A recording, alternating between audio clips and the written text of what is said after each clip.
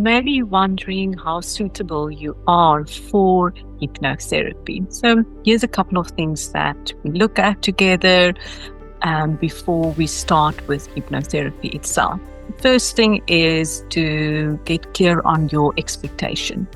It's important to have a realistic expectation, and usually I make sure that we set goals that are SMART goals. So that means that it's specific, it's measurable, it is actionable, it's realistic, and you can achieve it within a reasonable time as well.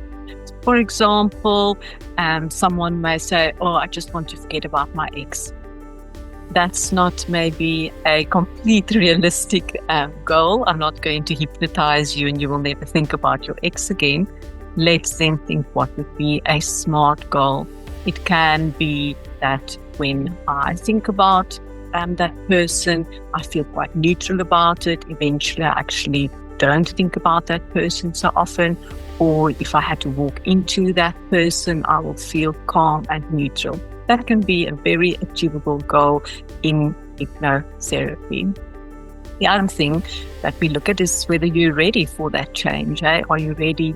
If I use the same example, are you ready to give up those feelings that you used to have for the ex?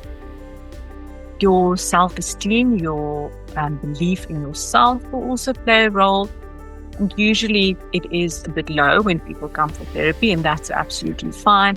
We then start by working on your self-esteem before we go on to the bigger goal that we want to achieve. The other thing is that you are also willing to participate, willing to learn. Hypnotherapy isn't something that I do to you. It is something that we do together, and you also learn self-hypnosis. So it is very important that you are willing to practice in between sessions. I will give you a recording of the specific hypnotic skill or hypnosis skill that we did in the session, and then you will continue to listen to it until we meet again. And I will ask about your homework, not to check up on you, but that's really where we can learn even more about you and also make adjustments where necessary.